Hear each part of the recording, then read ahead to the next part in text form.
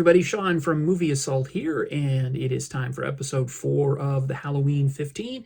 This time out, I will be reviewing 1987's Blood Rage.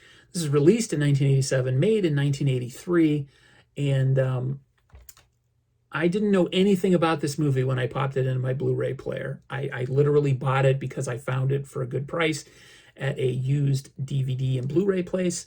And I thought it looked intriguing, and it was only $9, so I figured, what the hell? So I picked up this Arrow edition, and literally, that's the best way to watch this movie. So if you haven't seen it, turn off this video, seek it out. It's on Tubi, of all places, right now. Go ahead and watch it, then come back and watch this review, because this is absolutely a movie that's unlike anything I've seen recently, and that's a good thing and a bad thing, I think. The film opens in 1974 at a drive-in. There are two twin boys, Terry and Todd.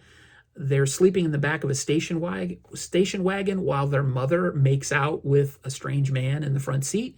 Apparently horrified or repulsed by the sight of their mother swapping spit with a strange man, they jump out of the vehicle and start roaming around the drive-in.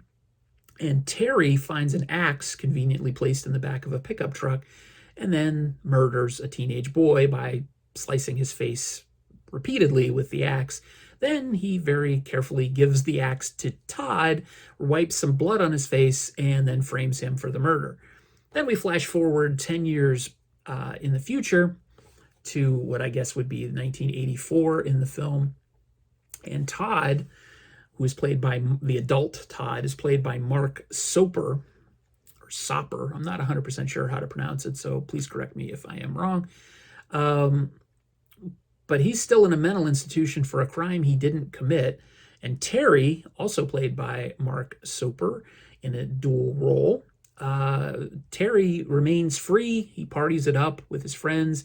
He lives with his mom in an apartment complex, and everything seems to be great. Well, on Thanksgiving night, when Terry finds out that his mom has been accepted the engagement proposal of a man, he starts to go on a killing spree. It kind of reawakens his killing blood rage. I guess maybe that's why the movie's called Blood Rage. It was originally called Slasher, but so he goes out and starts killing people, and coincidentally, or not coincidentally, Todd happens to break out of the institution that same night. So Terry wants to, frame Todd once again. This movie sports a really intriguing premise, and in the hands of a better director and possibly a better scriptwriter, it might have been a really innovative horror movie. But what we get from director John Grismer and the writer, who is credited as Richard Lambden, but his real name is Bruce Rubin. He's also responsible for a movie called Zapped with Scott Baio and Willie Ames. What really makes this movie stand apart from other horror films are things that probably weren't intended to make it stand out from other horror films. Or maybe they were. I'm not 100% sure. This movie walks a really fine line between clever and stupid, as Spinal Tap said. And first, there's the really unhinged performance of Louise Lasser. And if you recognize that name from Mary Hartman, the TV soap opera satire from the mid-'70s, you would not be alone. I knew who she was as soon as I heard the name and saw her face. And she played a really eccentric character on that show. Here, it's like she's been directed to act like she's losing her mind for 70 minutes. She's drunk all the time. She has this look like she has shell shock in her eyes. She looks like she's been coerced to be in this movie, maybe under duress. I'm not 100% sure.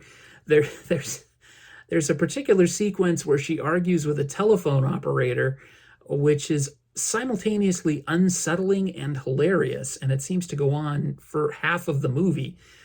It's a performance that must be seen to be believed, and I mean that sincerely. Mark Soper, who plays the dual roles of Terry and Todd, he plays up the differences between the two of them to the extreme, And when he plays Todd, he sort of projects this insecurity and an innocent timidity. As Terry, however, he's this wisecracking jackass who sort of has a delivery, a comic delivery, sort of reminiscent of Jerry Seinfeld. At least that's what I was thinking when I watched it. He has this repeated declarative statement that regarding the blood of his victims, that's not cranberry sauce. That's repeated ad nauseum through the entire movie. But that's kind of indicative of the whole mood of the movie. It's either strangely creepy and weird or kind of unintentionally hilarious. It's just really odd. Considering the production value of this film, Soper's performances aren't subtle, but they are rather impressive. Virtually everybody else in the movie, though, acts as if they're machete fodder. And frankly, they are. The dialogue they've all been given is both insipid and hilarious. This is either the most self-aware 80s slasher parody I've ever seen, or it's one of the worst ever attempts at cashing in on the genre. And frankly, I'm not sure I'll ever make up my mind as to which one of those honors it deserves more. So depending on your frame of mind, you're either going to love this movie or you're going to love it for its outlandishness. I have to point that out because it's just a straight up weird movie. Or you're going to find yourself struggling to get through it. But either way, it's kind of unforgettable. So I gave it a 6 out of 10. It just kind of boggled my mind, and I haven't stopped thinking about it since I watched it. I definitely would like to watch it again, knowing what I'm in for, and I can watch for other things. But I definitely want to check out some of the special features on this disc. There's an